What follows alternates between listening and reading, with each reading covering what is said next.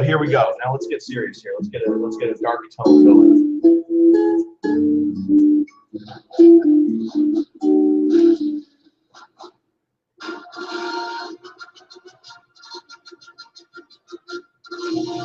Cold.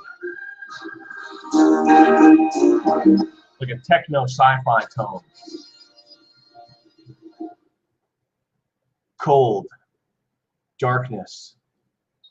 Loud static noise. Lightning.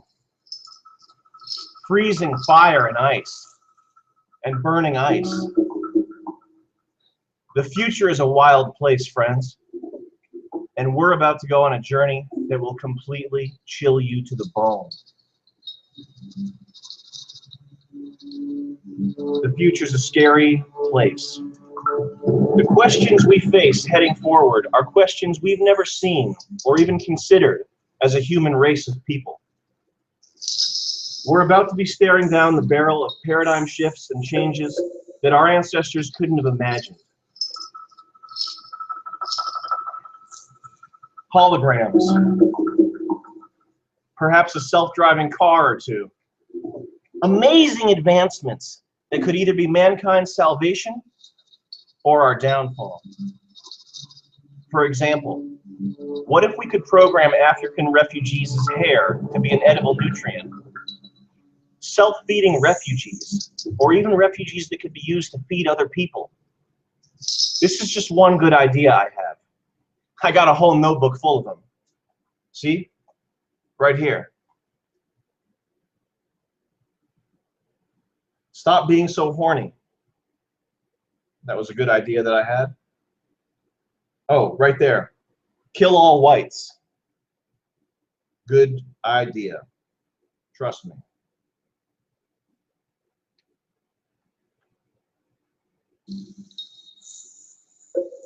What else we got?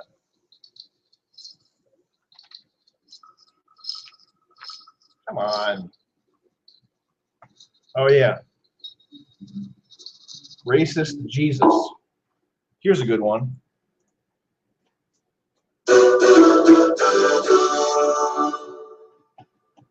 So anyway, as you can see, I've thought about this quite a lot. Now, Bill Nye, Neil deGrasse Tyson, Wheelchair Man, all these people who can envision the future. But who can really say what it'll be like? I can, because I've seen it. And what you're about to hear is all based on a true story. But I'm getting ahead of myself.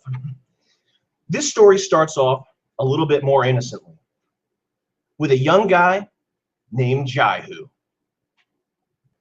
Present day, New York City.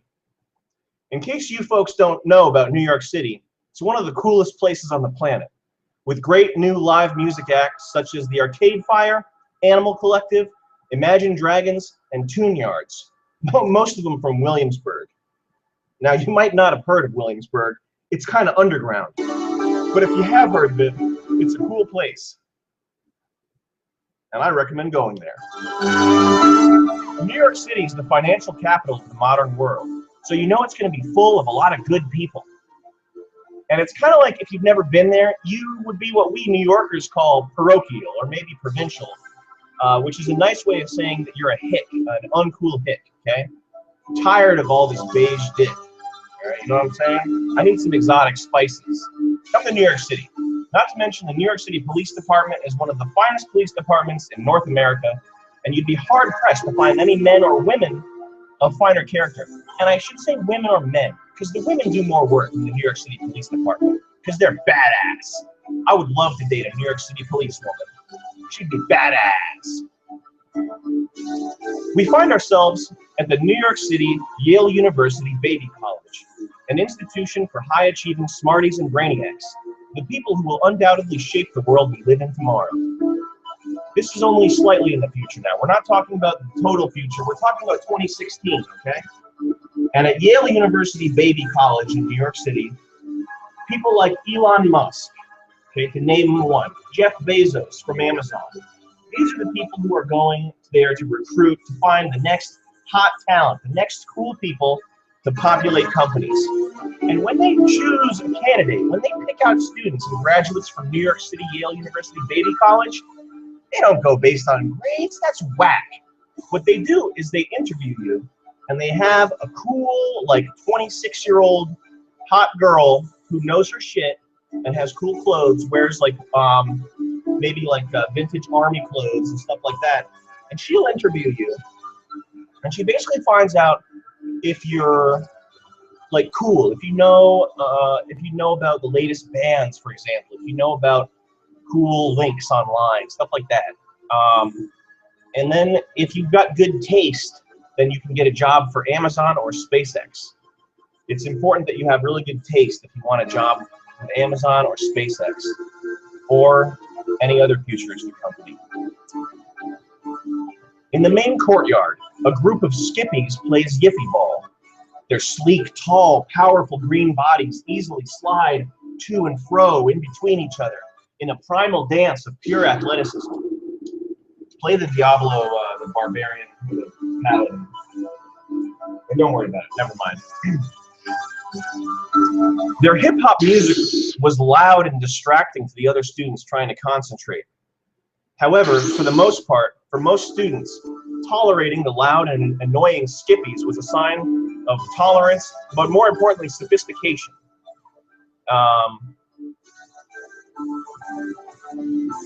Sophistication.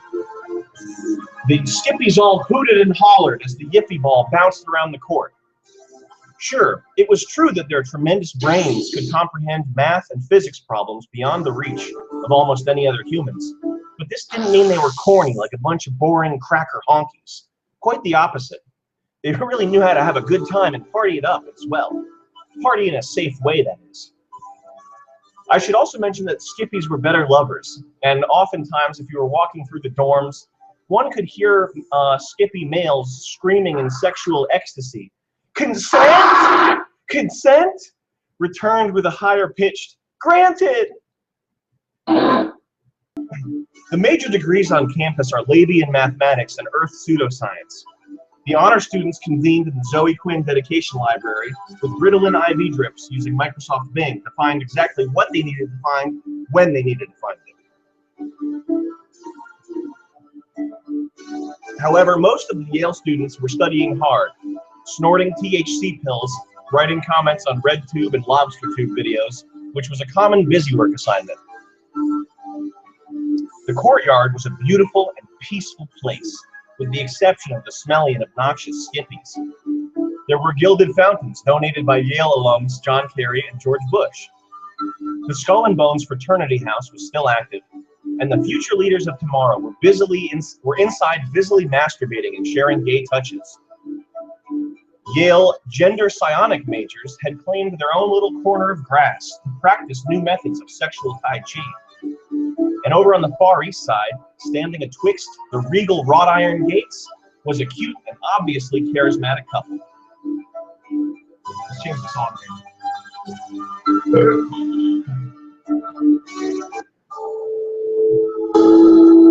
That sounds okay.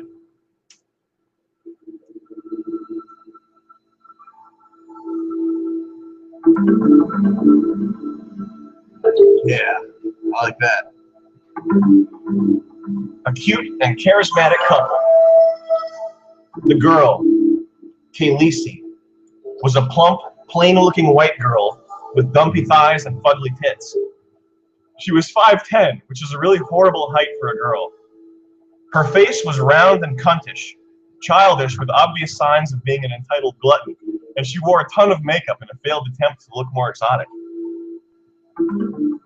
Her hair looked like someone plopped down a spaghetti turd on her head. Literally the most unappealing hair you've ever seen, which was ironic because she spent a considerable portion of her day trying to engineer her hair into some shape that would magically make her look like a girl from a magazine.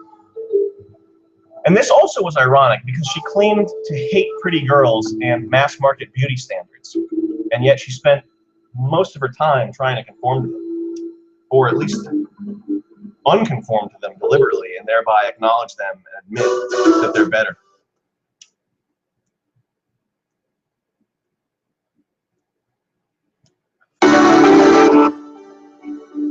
unironic part was that she claimed to be agendered.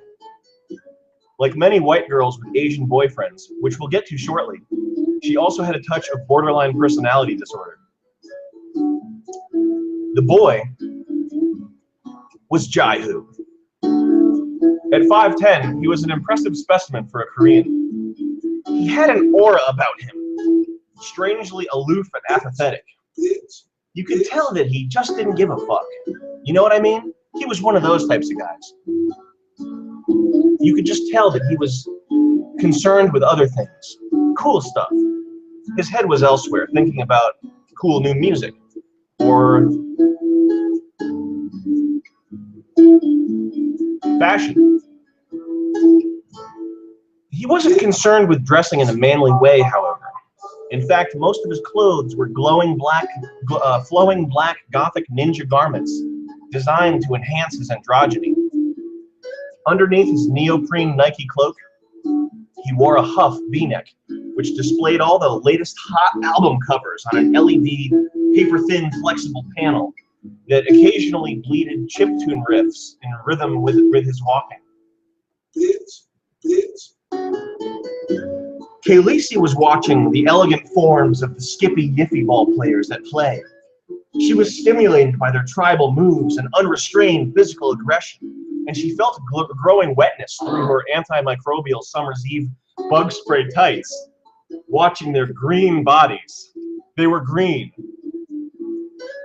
In truth, she couldn't get any stimulation from Jaihoo, even though he was an activist who cared about lesser classes and complained very loudly, and he was perfectly femme-zoned 100% according to tests. She still needed that special something, and she had to get it from other men.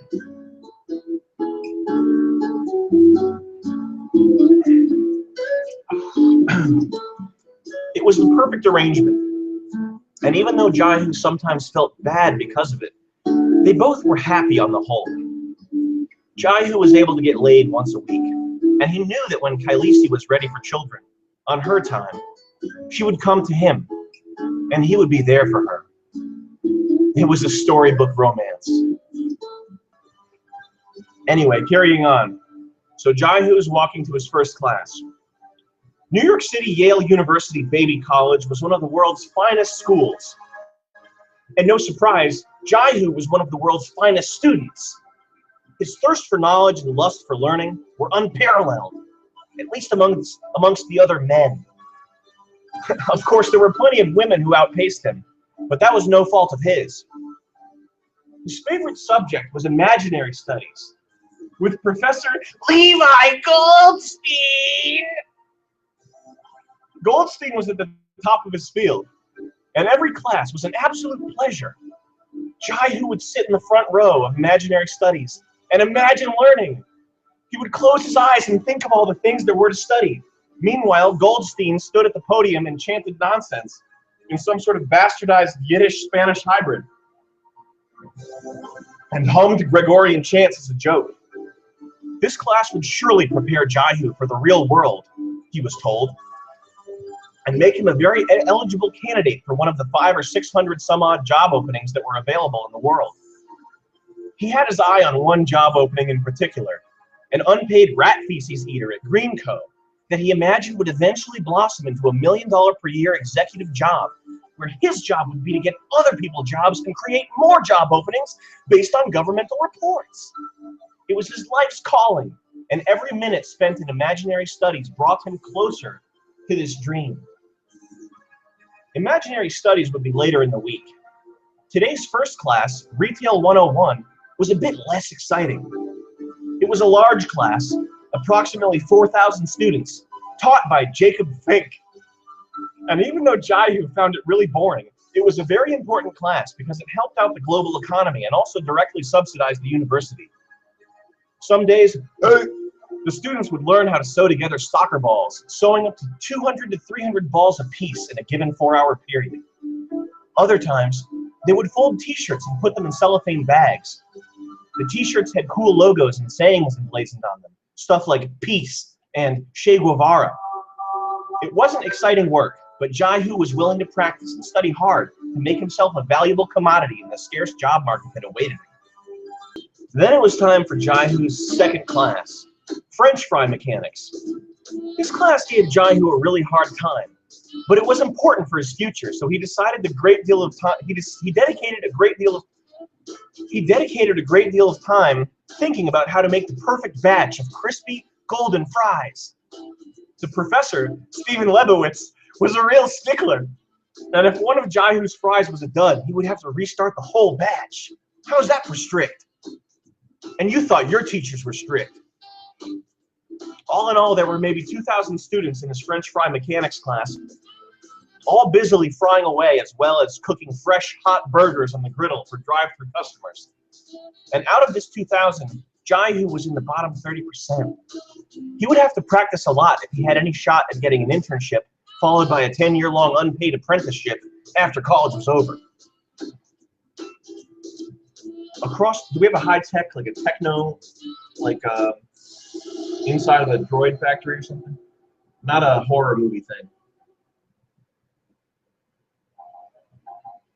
That's fine, that's good. I like that. There we go. Across the hall, his girlfriend, Khaleesi, was getting busy with her studies. It was a smaller class of about 75 students. Advanced Science Level 2, ladies only. Girls only. Outside, all the slaves were lined up neatly, shivering in their naked coldness, but still obediently standing at attention.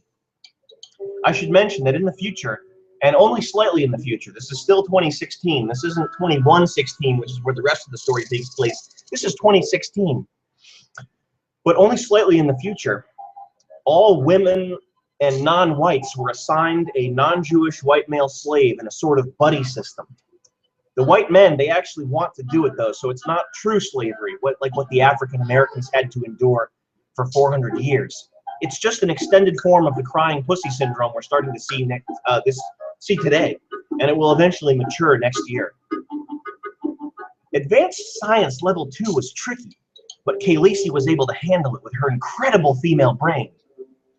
In 2016, society has entirely given up on trying to force down some antiquated notion of equality down our throats, and everybody openly admits that women are smarter and better at certain things, such as science, math, stuff like that. Important stuff if we're being frank. Of course, the smartest girls were all Ethiopian and Somalian, but Khaleesi was still pretty smart, even though she was biologically white, plus infinitesimally small amount of Cherokee Indian. An important note, however, was that she didn't identify with white. She identified as trans-Somalian, which is perhaps why she was so good at science? We'll see later. Khaleesi sat on her plump, saggy bottom and scribbled notes furiously into her Lisa Frank notebook with her gel pen. The professor, Joyce Nussbaum, was tenured and couldn't be fired no matter what radical communist opinions she tried to make people believe, and also made about $250,000 a year salary.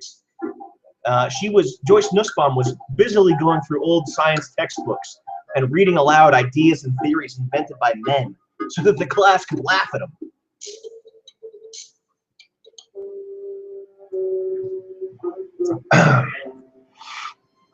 She had just finished up with Newton's theory of gravity, and all the girls in the class laughed uproariously because it was so antiquated and misogynistic. The current theories on the topic of gravity, all invented by women, blew Newton's theory out of the water. Take that, crusty old patriarchy. The bell rang, and all the chickenhead dykes piled out of the classroom. Khaleesi hung back to talk to Professor Nussbaum one-on-one. Khaleesi, the preparations are nearly complete. We begin final testing this afternoon, said Professor Joyce. She was old. Khaleesi nodded silently, knowing that Professor Joyce didn't want her to open her stupid mouth or say some insipid harebrained nonsense, and she obediently plodded out the door, holding her books. Her gross flip-flops made a healthy smacking sound as she ambulated her fat body out into the hallway.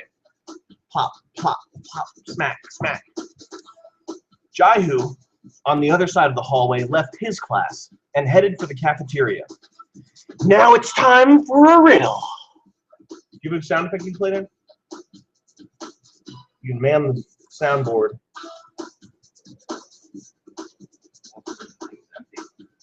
Is the whole folder empty? When I told you to delete that other sound effect, did you delete the whole folder? Did you empty recycle bin too to make it nice and neat? Nice. That's gonna play for your out in the loop. That's okay. Can you put some music on that? Time for a riddle. Think you've got what it takes to solve this one? Jaihoo headed down at the end of the... Let's see what... Jaihoo headed down at the end of the hall. Jaihoo couldn't remember whether to turn right or left. What the fuck is that? That's not a real riddle. Jaihoo... All right, we'll skip that riddle. That's not good. I don't understand why that was there. Okay. In the cafeteria, Jaihoo waited patiently. He knew Kylisi would often sometimes be busy with a friend, and so he would buy her lunch and save her a seat every day. Today, however, she was on time, and the two enjoyed some nice frothing mugs of protoplasmic goo.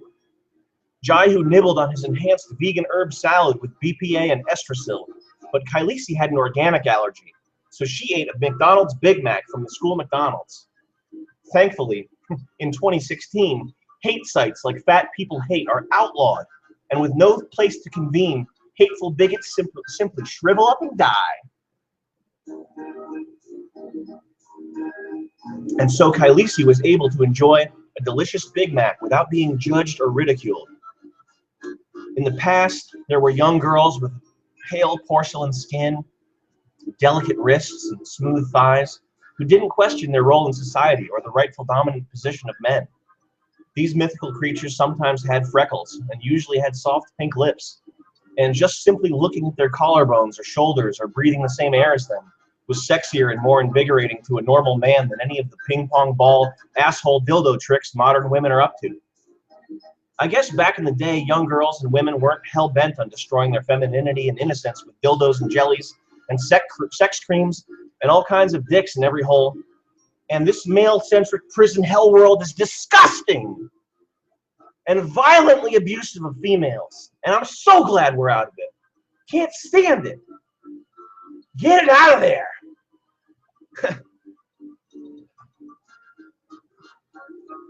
Thankfully, in 2016, everybody willingly accepts that this type of thought is outmoded, to say the least. And Kylisi can eat as many Big Macs as she wanted. Because yes, believe it or not, you can be healthy at any size. At every size, for that matter. Kylisi was able to run a triathlon. Just because a girl is big doesn't mean she's out of shape.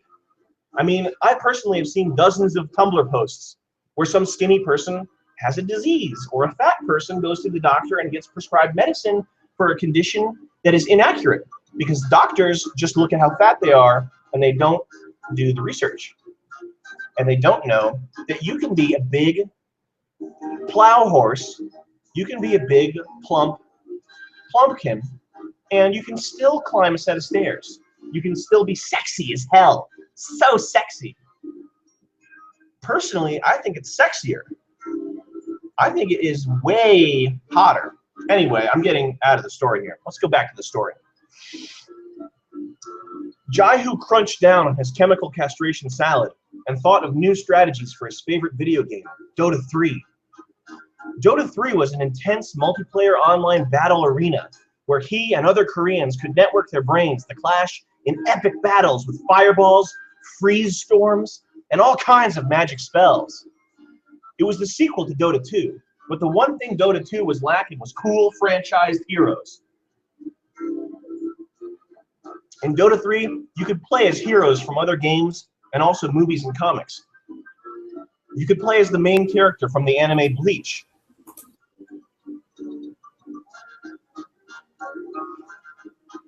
Or you could play as Naruto, or Golden Boy, or any number of she-male tentacle demons from La Blue Girl or Uratsuki Doji. Jaihoo's go-to hero in Dota 3. Can you change the song, John? Jaihoo's go-to hero in Dota 3 was Mr. Clean, because most people couldn't deal with his powerful fresh scent ulti, and for every win, he'd score some sweet Procter & Gamble rewards points. However, on the rare occasions that Jaihoo would play someone who knew how to counterpick against Mr. Clean, which usually meant he was playing versus straight gooky chinks with big yellow buck teeth and bug eyes, he would play as his other two favorite characters, Fred Figglehorn or Cheese the Chow. Two rarely used but devastating heroes with wide area of effect skills and powerful PvP one-on-one debilitating effects. Whoa!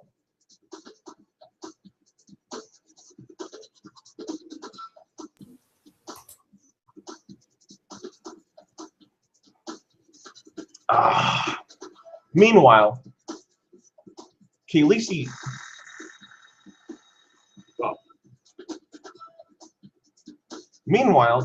checked her Tinder accounts and arranged a few dates with cool-looking bad boy types. This didn't bother Jaihoo one bit. He was confident enough in his manhood to let his girl run free. He knew she was just having her fun, and someday she'd come back to him. She set up a date with Brian later in the afternoon. He wore a cool jeans jacket in his photo and looked dangerous. Then that night, she planned on seeing Jeff, who was in a band and claimed to eat pussy and fuck all night. And he looked like he just didn't give a fuck. So, of course, Khaleesi was turned on and getting tingly thinking about his skinny tattooed bod. Jaihoo looked up from his online Singaporean fantasy Dota 3 charts. He couldn't help but feel emotional about Khaleesi's proclivities and dating habits, even though he knew that if he for 1 second believed that she shouldn't, he was just as bad as all the men that came before him. Khaleesi, I love you, and I know you're the one. After college and our internships and paid apprenticeships, I want us to move in together and be married and raise a family together. You go off to your cool, highly paid job every day, and I'll stay at home and help raise the children and suckle them on my gyno tits. I'll do the dishes every day and make sure you have a clean house to come home to, Jaihoo pleaded anxiously. That's all very nice, Jai, replied Khaleesi, but I've got a life to live. I'm still so young. I need to experiment and be free. I know one day you and I will settle down, but I'm not an old lady yet. Okay, so anyway, Khaleesi had her own life to live. This all sounded pretty sensible, and so Jaihoo had to nod in agreement. After all, she was so talented and awesome, and he was just a regular dude. She had all the top companies scouting her out for important positions, and he was only qualified to cook French fries and stitch together soccer balls.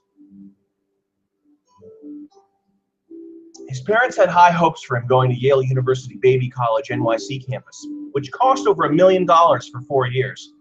But because of all the greedy corporations, his prospects looked dim. Do you have a buzzer sound effect? Something really grating.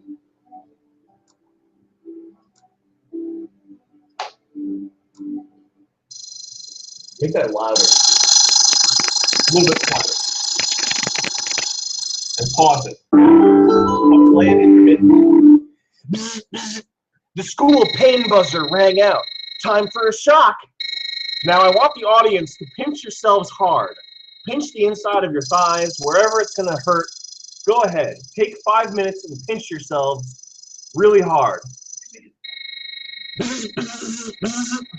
An electric current. Okay, you can turn it off now. An electric current crackled through the air and ripped through Khaleesi and Jaihoo's brains, while Under Armour logos flicked on and off in their minds. Announcement. Today's pain buzzer is brought to you by Under Armour.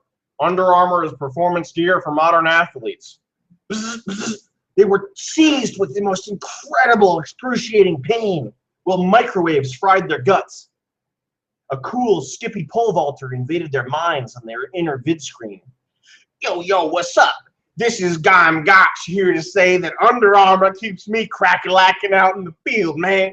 If you ain't wearing Under Armour, then you whack. The image faded out and the pain subsided. Everyone in the cafeteria was relieved to return to normal and no longer experience the crackling electricity and innard-frying microwaves. They all strangely craved to be adorned with cool Under Armour gear. Khaleesi pulled her fat body out of her chair, by grabbing the back of her own pants and lifting up. Her big turd body is so sexy. I'm so lucky to be able to get laid occasionally, thought Jaihoo. She was everything to me. Cool style. Sure, she wasn't a virgin, but that just meant she was more experienced and knew what she was doing. I wouldn't want a virgin anyway. I want a girl who's not shy in bed and knows what she's doing. Please. Then it was time for the two to part. They parted ways very lovingly. Jaihoo went down to the parking lot, the underground parking lot, for a drift battle, a drift race. Where do you have something like something exciting?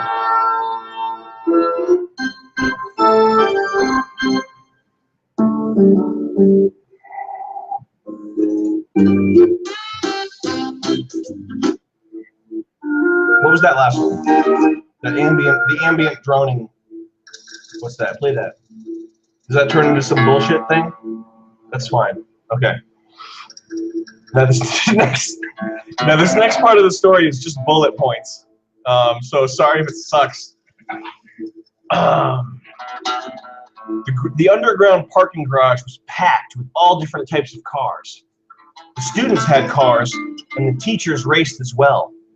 There was loud electronic music pulsating, and cool bodies in cool clothes vibing to the music.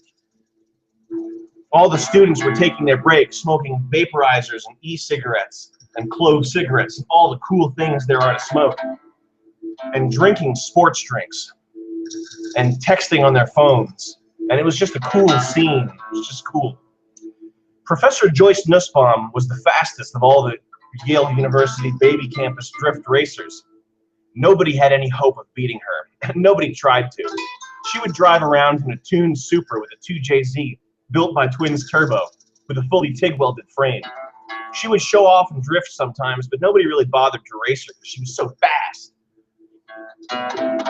The next top 3 slots in the school's drifting club were filled by students.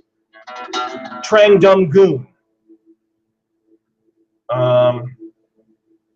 Trang Dum Goon, office drone major, in his K-20A Honda Civic, built by Spoon in Japan and shipped over here. It had individual throttle bodies and drastic weight reduction, and that meant that Trang Dum Goon was fast. Few people could keep up with him with his Bomex body kit and carbon fiber GT wing. His parents were from Korea 3, so he was one of those rich kids who could afford all the latest go-fast goodies, such as a Blitz exhaust and 5 Ziggin wheels and Brid bucket seats and Takata seatbelt straps. It's actually kind of a cool car. Then came Cooley D. He was the son of a famous Skippy hip-hop star, and his parents bought him a Bugatti for his 21st birthday. His driving skills were poor, and he could barely speak English or think coherent thoughts, but his car was fast and had to be respected.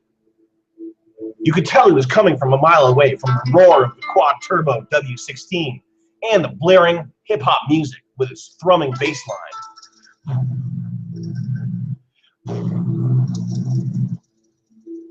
Finally, there was Jaihoo.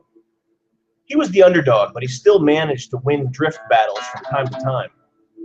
His vehicle of choice was his father's tofu delivery car, a Toyota Corolla AE86, also known as a Hachiroku. It was a rather unassuming looking vehicle, but quite a bit faster than you would have thought from looking at it. The Hachiroku lacked in power, but its front-wheel drive and V6 engine meant it could keep up with the best of them in corners, especially on the downhill tollgate, where power didn't matter as much. The stage was set. Ludacris was playing from the speakers of someone's laptop, and the laptop, it had Beats by Dre speakers, so it was extra loud. Joyce Nussbaum revved her 2JZ hard and dumped the clutch, filling the underground school parking garage with tire smoke. When the smoke cleared, The old professor was long gone, and the three other competitors were neck and neck. Jaihoo drifted left with his Orito-style steering wheel. Then he drifted right.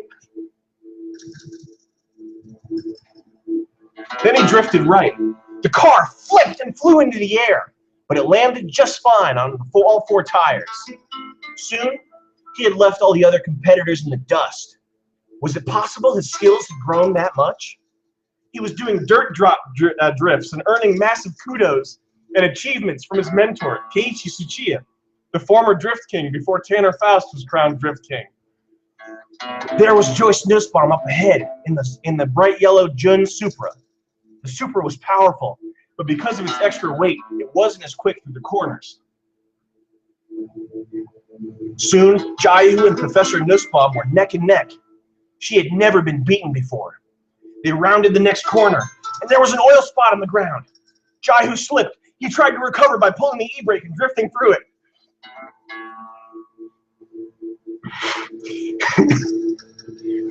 Joyce's Supra was equipped with Yokohama Advan A048s, which were immune to oil.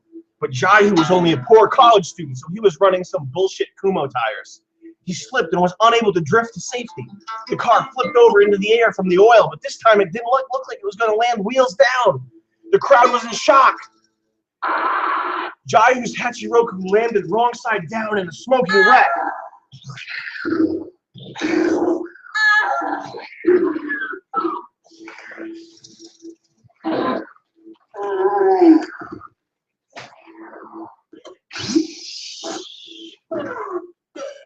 His life was ruined. His legs looked like hamburger meat, and the A-pillar was sticking through his neck. It looked like Jaihoo would never drift again.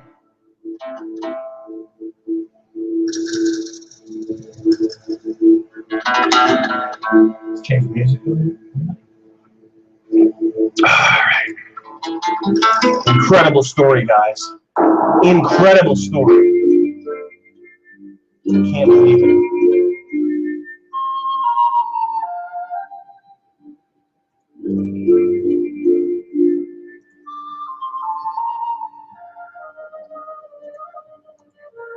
Guys, we got an incredible story going on. I can't believe how exciting this is and exactly just how cool everything's going right now. We just saw the most exciting race that I've ever seen. Wow. Can you believe what we witnessed? Can you believe how cool that all was? Wow.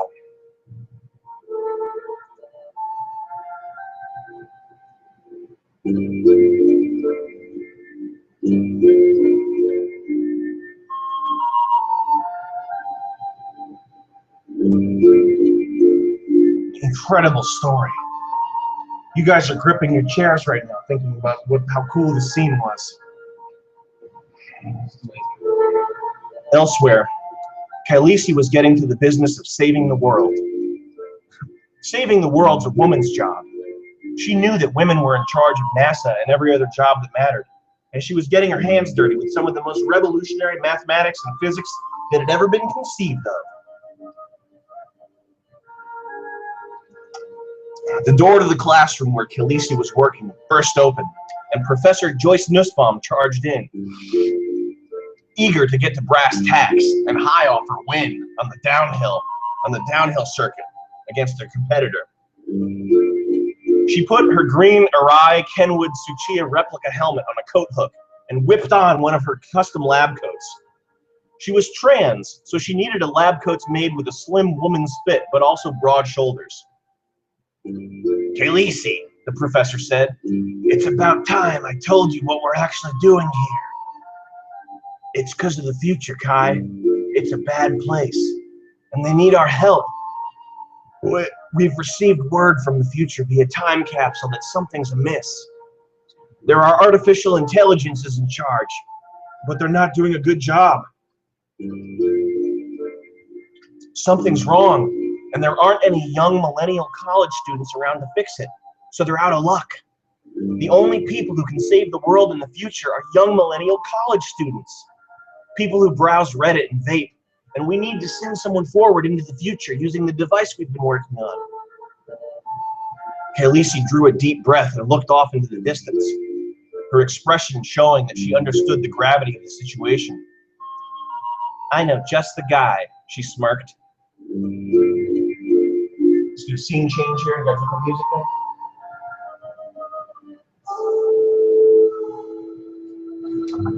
That's good. Mount Sinai, Beth Israel Hospital, New York City, drifting emergency recovery department. Jaihoo is getting bed rest, watching reruns of his performance from GoPro 4s, wondering how he could have done better. He'd heard of 360 drifts, but to his knowledge, they'd only been performed by authentic Japanese using Nissan Silvias, way out of his league. Then, of course, there was the legendary Vaughn Gittin Jr., who was rumored to be working on a counterattack for oil slicks, but he used a Ford Mustang primarily. So how could it apply to Jaihoo with his 8086? Also, his legs had to be amputated. So if he were ever to drift again, he'd have to figure that one out. Khaleesi came to the hospital. She brought the device, the time travel device that would take Jaihoo spiraling into the future to save the world. Its shape was a mod with custom coils and extra amplitude. She handed it to Jaihoo and explained the situation. Heck, I'll do it, said Jaihoo. Maybe I'll even be able to get my legs repaired and drift a little bit when I'm there. Wonder what kind of cars they're using. I'll see. Khaleesi explained that later on in the day she was going out on a date with a 6'5" lanky keyboard player and that she hoped it was okay. She planned on letting him do all sorts of misogynistic bedroom stuff, like the Emma Sulkowicz tape that Jaihoo wasn't even allowed to think about. Jaihoo nodded, yes, it's fine. I understand, Jaihoo sighed, because he knew that giving her freedom now meant she'd be a more committed lover later on. That's a lesson to take home with you, folks. Jaihoo inhales from the vape pen, and molecule by molecule, with this cool, glowing blue effect, his body turns into this weird digital stuff and disappears. We can only wonder where he's gone.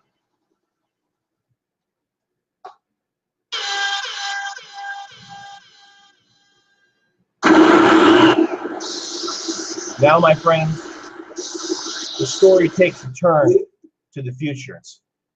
The year 2116.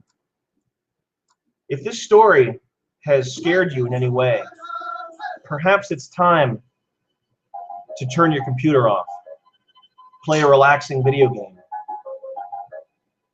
eat more. I want you guys to all be eating as much as possible and really fill yourselves up.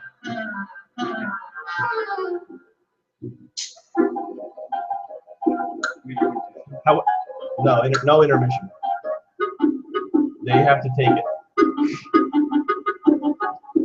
Now, however, if you feel perhaps as though you'd like to hear more of this spooky tale, come with me. Light up another pipe.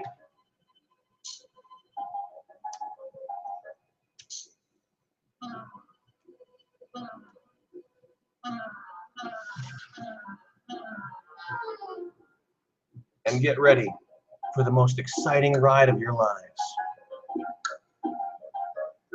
Crackling smoke, a blue electric orb like from Terminator.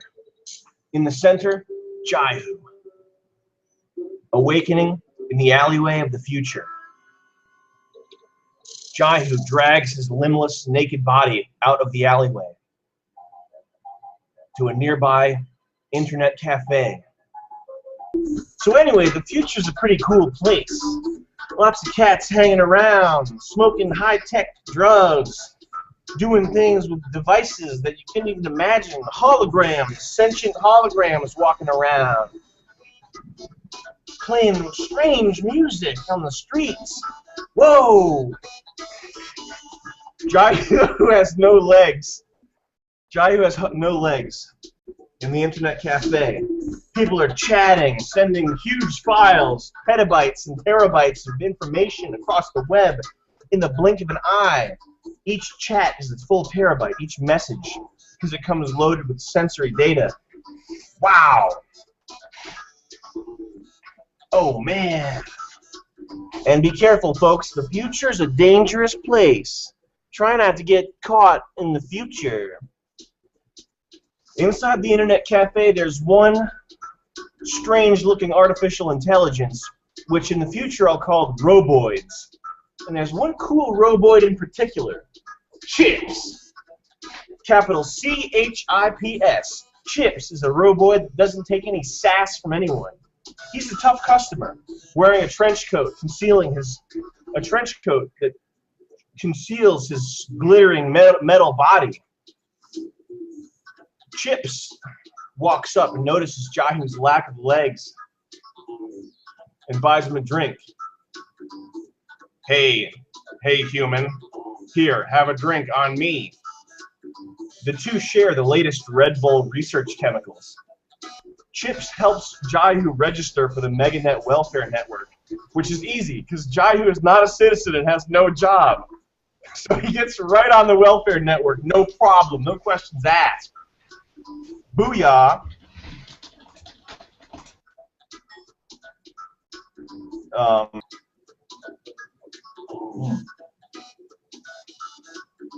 Once Jaihoo logs into the welfare meganet and flies through pyramids, the first thing he's greeted by his personal helper, a 3D paperclip, Microsoft paperclip. Hey kid, I'm a paperclip with attitude. One of the first things you're gonna need in the meganet is a cool car. Jaihoo picks a 3D 1986 Toyota Corolla, also known as a Hachiroku. The Hachiroku was a famous car because of its lightweight and front-wheel drive, coupled with a more powerful e-brake from stock, which meant that it could drift much better. Jaihoo drifts over to the Internet Archive to see if he got any old messages from Khaleesi that were trapped in the time capsule. Khaleesi had gone to the trouble of leaving Jaihoo plenty of time-capsulated messages on Tumblr, public posts, because of course, what's the point of saying anything if you're not saying it publicly? The Hachiroku was a famous car because of its lightweight and front-wheel drive, coupled with a more... There we go. So he finds a message from Khaleesi. Khaleesi, of course, is still dating other guys. In fact, she's got a new boyfriend who's pretty cool and is just as cool as Jaihoo is. His name is Bice. Yeah. But Khaleesi says that she's got to choose. She has a choice to make, a romantic choice to make. And she'll choose it soon, but she hopes that Jaihoo still loves her. Jaihoo comes out of the net, drifts out in a power slide with a gutter drop. And Chips is there to greet him. So how was it, kid? Was it what you expected? Riddle, hey Jaihoo, if your present is past, then what is the future? Socialism. Chips turned to Jaihoo and vocoded to him, "You hungry, kid?" Is there something like less dynamic, something that's just like a tone, or you know, like some there you go. That's good. You hungry, kid? Jaihoo and Chips chow down on virtual food that tastes amazing. Chips, the artificial intelligence, teaches Jaihoo all about food in the future. All you have to do is imagine that you're eating it, and you'll be eating it. It's virtual food. So they start, Jaihoo says, "I don't believe it, but I'll try it anyway." And he pretends to bite. "Oh, it's the most amazing Italian grinder he's ever had. Wow. He's having virtual chicken fingers just by imagining it. It's amazing."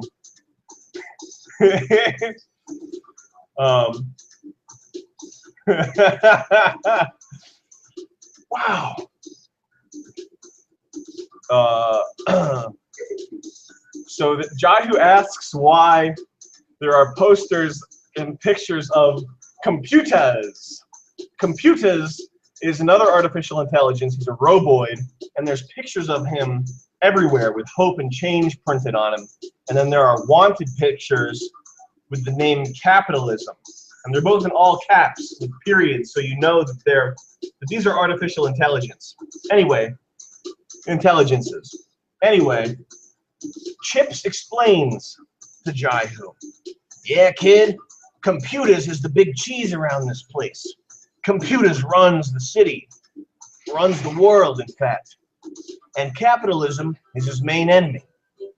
The economy is mainly based on Facebook pages. 50% of the population, human and computer alike, operate the Facebook pages for various products and services. The remaining population's on welfare. These products and services are sentient, and they communicate with each other, with other products and services, including music fan pages and wiki about articles. It's all one big loop, run by the evil capitalism, and also computers.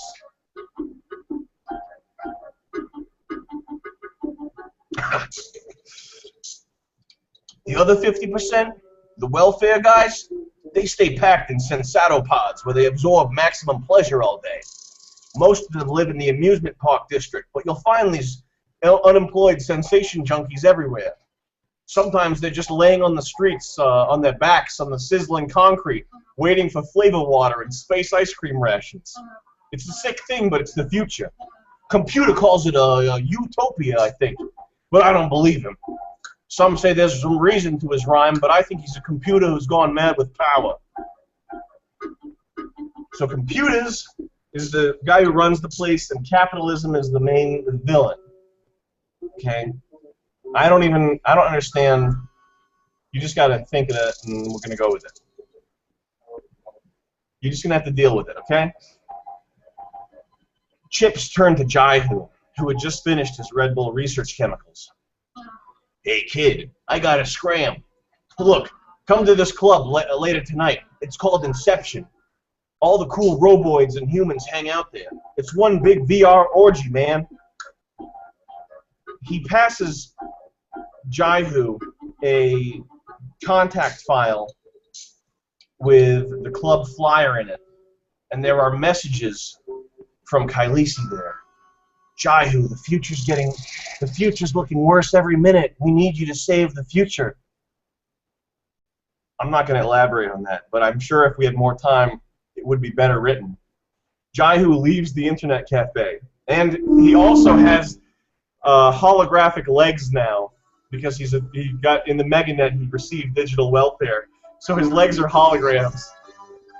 He walks outside to a low-income neighborhood.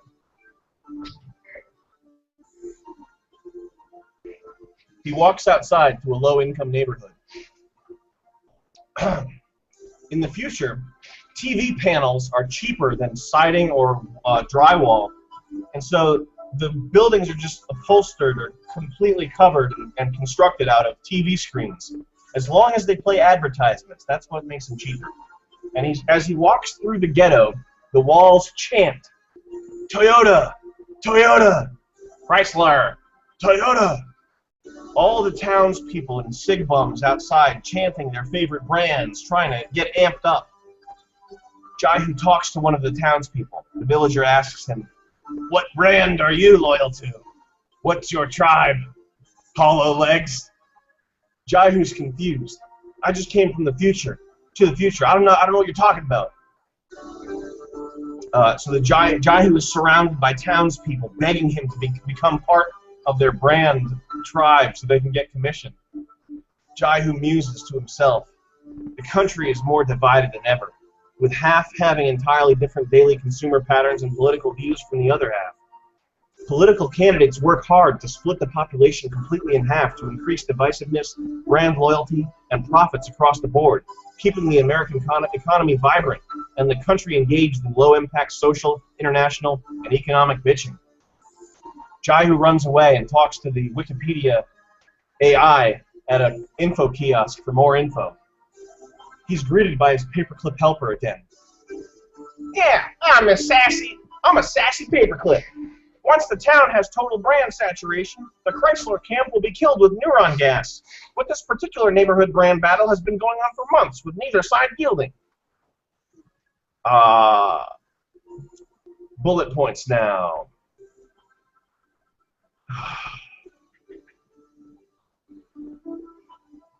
Jaihoo sits on the curb, watching future society filter through the street. He sees a man wearing a pants chair, a heavy-duty exoskeleton that turns into a comfortable chair at any time upon request. They look just like pants as we know them today, but much tighter. Jaihoo wanders the street as day turns to night and I don't know what that is. Jaihoo is hungry and thirsty and desperate. He talks to a Sensato junkie about how to find a job. The junkie brings him to a jobs vendy and explains that thankfully jobs are free. In the future government, the program Computers is all about creating jobs. The way a job is created is Computers creates a job opening and then fills that job with an unemployed person. Jaihoo looks through the postings and scrolls through the options. Folding and unfolding paper is one job. Standing in closets, stepping into and out of empty barrels, there's an opening for that.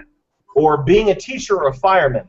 All things that are useless and just exist to keep people occupied, but they manage to keep the economy going somehow, stimulating it. The junkie explains to Jaihoo that Computers said on his weekly podcast, I'll skip that. But these economic truths were known way back in Jaihoo's day, and so the future's not a shock to him in this respect. Jaihoo selects a job at the government office of tearing pages out of history books. The hours are a la carte, so Jaihoo chose to go to work right away. At the government building, which is completely gilded with gold and levitating off the ground with hover pads, he finds his work assignment is at the top floor. The elevator costs a lot of money. However, the few seconds that you spend in an elevator in the future will be the most sublime, exquisite audio-visual, visceral experience of your day.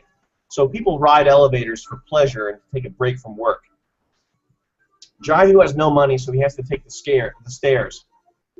He gets there, finds an open cubicle, and gets to work voraciously tearing pages out of history books with gusto. Tickets come out of a slot like in an arcade, and Jaihoo flips to the number 2. Okay, we're going to skip that one too. There's a scoreboard at work to see who can rip the most pages out of the history books. And Jaihoo's so good because he's not polluted by these futuristic stuff. He scores second, right below Bice. Kylisi's the guy that Kylisi has a futuristic crush on also. Bice was an artificial intelligence whose speed, stamina, strength, intelligence all rivaled Jaihoo in every way. Can you change the old song there?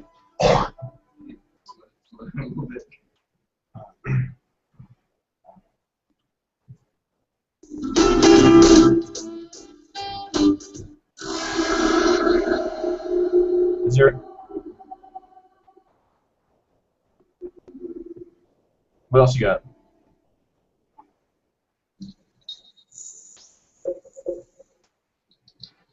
That's fine. That's not all that. Is this? Are we repeating stuff now? Let me open up iTunes and replace it. No.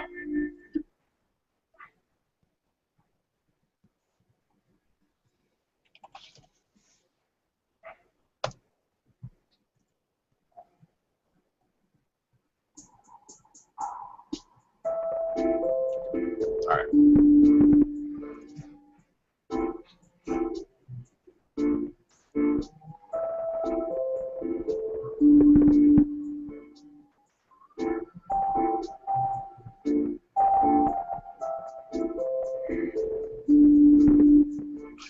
All right. So Jaihoo, he finds himself right below his new rival, Bice. Jaihoo finishes his day at work, and everybody's impressed at the office, until he gets an evil eye from none other than Bice. Jaihoo turns in his tickets, his work tickets, and gets tons of swag, which is the future currency, based on Bitcoin, in exchange for his hard work. Swag, he gets a platinum swag card and starts filling it up quickly with rewards. Jaihoo goes to an Amazon kiosk and gets an apartment and a Sensado pod in exchange for his swag. The next day, he struggles to beat Bice, but he matches Bice's score identically. He notices Bice is starting to resemble him more facially. This is fucking nonsense. Bice is copycatting Jaihoo to learn from him, his artificial intelligence pattern, and is now Jaihoo's worst enemy. And him and Kylisi are officially dating.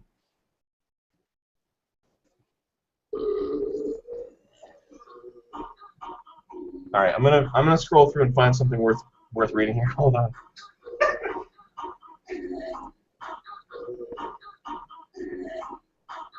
Okay.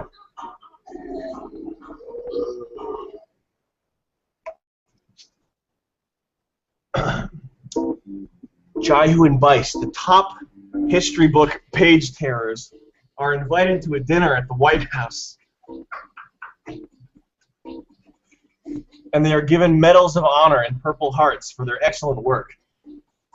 After the ceremony, Jaihoo and Bice both get to meet with Computers, the president, and ask him why everything's going so poorly. Computers emotes with smileys that it's that bastard capitalism, my rival AI. Jaihoo, why did you do this? Jaihoo gets suddenly transported in the blink of an eye to capitalism's office. Hello, I'm capitalism. I've had my eye on you. You've been competing with my henchman, Bice. You would be a valuable disciple of mine. Jaihoo turns to capitalism. What about all the wanted posters? Aren't you evil? Aren't you what caused evil in the world in the first place? The patriarchy? Capitalism smirks at him, and says, Computers is not telling you the truth. He is what is keeping back the future from being a utopia. I am the first ultimate artificial intelligence. Computers was created to suppress me. I have the true answers. If you follow me to become part of my team, we will save the future and restore capitalism. Jaihoo thinks about it for a minute. Oh, it's distracting. God damn it. Okay. Jaihoo thinks about it for a minute, but before he can answer, he falls through a hole in the office. Why? I don't get. And wakes up in his Sensado pod. Capitalism is a computer based on a Bloomberg trading terminal, and the algorithms used by the last human prop trader. Its henchmen are the Thompson 1 Baker, the Morning Star, and Bice. They have the power together to turn Coca-Cola into a small-town locksmithing chain and turn ghettos into booming financial districts at the click of a button. Riddle, can capitalism make a stone that is larger than himself? I think we learned the lesson with the Skype call in there. Well, let's just check in with Raphael and see what he's doing. Oh, there he is. What's Will up to? Nice. Okay.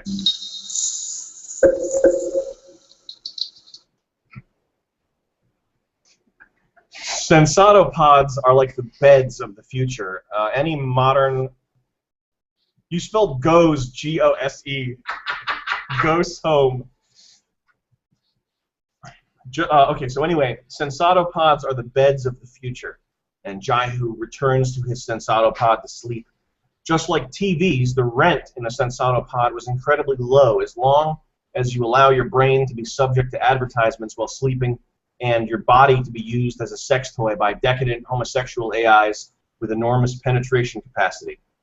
It was actually fine for Jaihoo because he wasn't conscious during this process, and futuristic antibiotic treatments are beyond anything medicine of our time could understand. So it's no big deal. Jaihoo's interactions with capitalism inspired dreams in his sensato sleep. They told him that the world was in turmoil and that the events that conspired to take him here in the first place all happened for a reason, even the drifting accident. The future isn't all it's cracked up to be. Harmful plastics and chemical pollutants pollute the air. Global warming has reached an all-time high, with iceberg coverage down to 2%. Take that, Republicans. Humans are a virus, just bacteria. And the next stage in human evolution, technology and roboids, proved to be just more destruction upon destruction. The only way to fix it is to honor Mother Gaia, smoke DMT, and take Joe Rogan's alpha brain. Too bad Joe Rogan was assassinated in 2016. Jaihoo experiences these crazy dreams that let him know what's going on. He wakes up just in time to go to the club after a 5-minute nap, which is equivalent to 8 hours of sleep. He has chores to do for the club owner. Now this next part is pretty bulleted and not really explained well. Well, I remember I didn't flesh it out. So he has to do chores for the owner of a nightclub. He assassinates a cartel of children, super smart children who run international crime ring, killing kids, thumbs and eyes of 7-year-old. He goes back and the club is gone, completely packed up and vacant, with one clue in the corner: a shuddering, homeless sensato junkie who says it was capitalism who did this. Announcement: Today is Joe Rogan Alpha Brain Day to commemorate the de-resing of Joe Rogan by Richard Dawkins. Jaihoo meets Bice outside. Okay, we're back to the story now. I think this is okay. You want to do some sound effects? I think they really like that. I think the fans like to see lots of sound effects layered over on top of each other as loud as possible.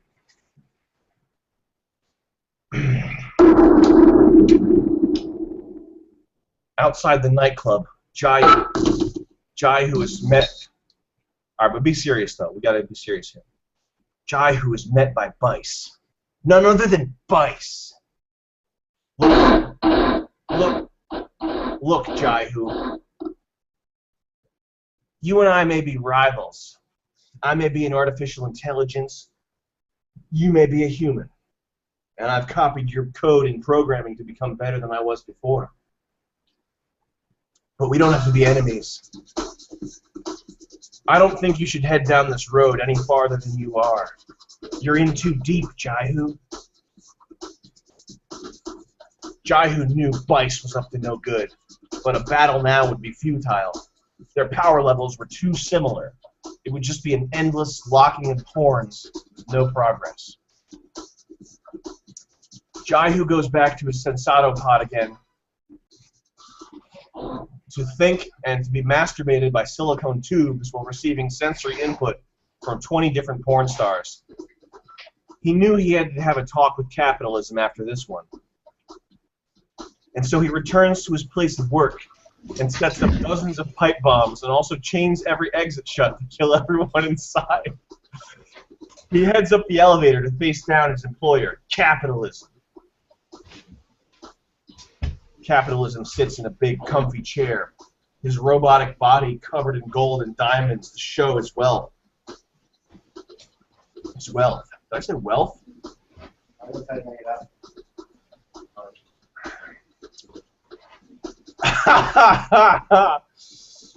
Capitalism looks at Jaihoo.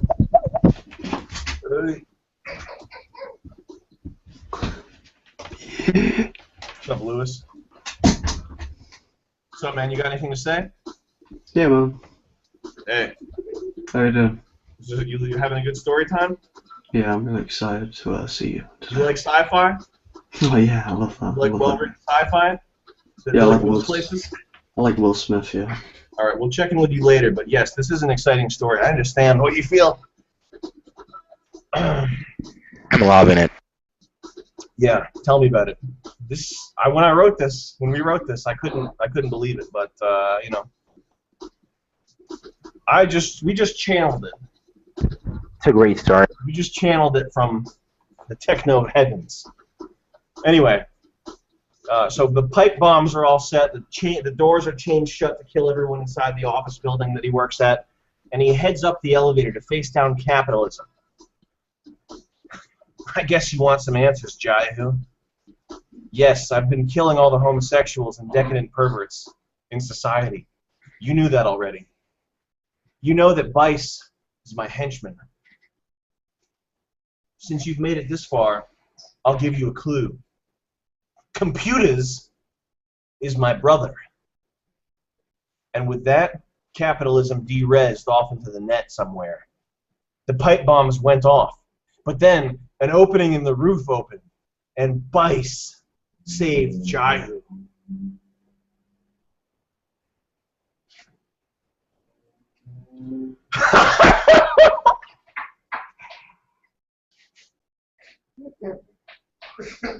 Okay, here's the next part of the story.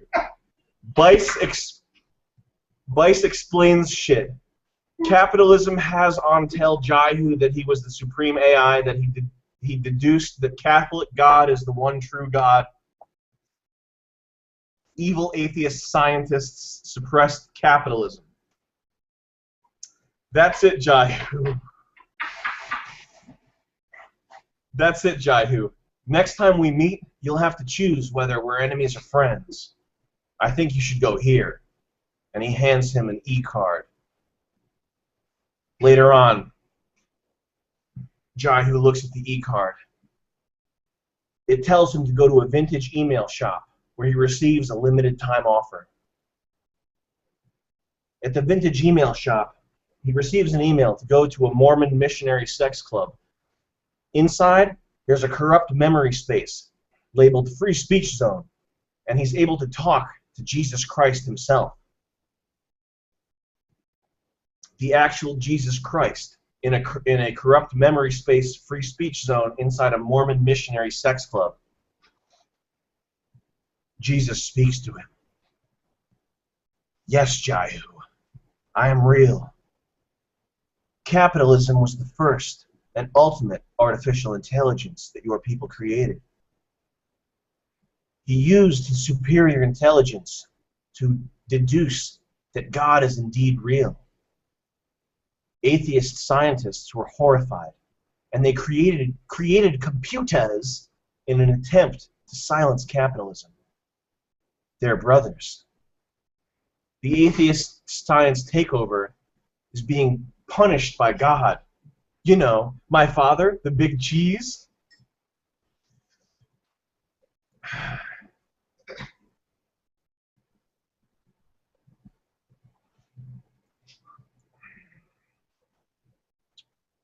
You know, the big cheese. Jesus puts his hand on Jaihoo's head. Your name now is Free White. I have chosen you to lead the white people, to free the white people and the Koreans together. Koreans and whites can work together.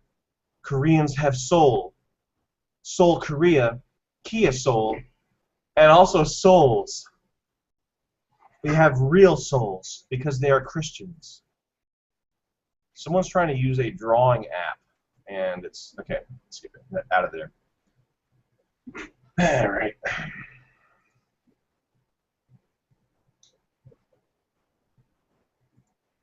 Okay. We're almost done. So just shut up and watch, fucking idiots. Koreans have strong Christianity, and the whites and Koreans can work together to create utopia. Anyway, Free White, I'm really burnt out. I gave you guys a continent to yourselves and all this amazing industrial and technological progress, and you turned it into a socialist shithole. I really can't help you out anymore, man. You let in all these fucking immigrants who don't share white values and just wanted to take advantage of your social safety net, and the way they repaid you was the Boston bombing. And even after that, you still just want to get fucked in the ass more. I'm not saying personally, but you're people. I can't help them anymore. This one's on you, kiddo. Jaihoo remarked to himself that Jesus' ideas sounded a bit radical and left a bad taste in his mouth, but he couldn't help but nod his head in agreement. That night,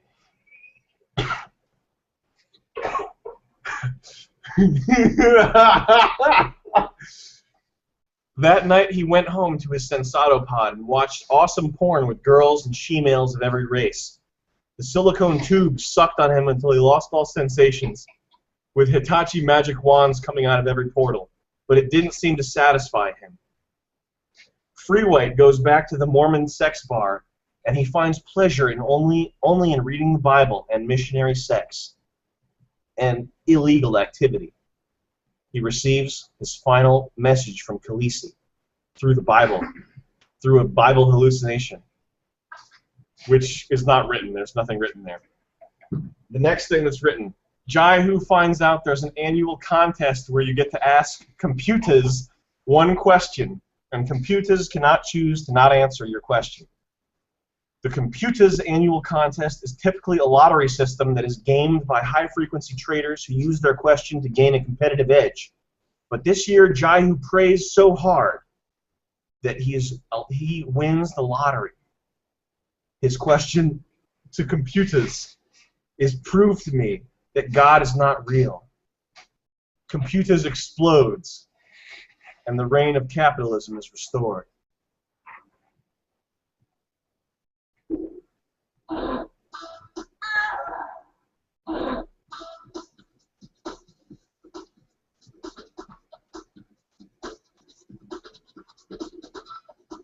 The end.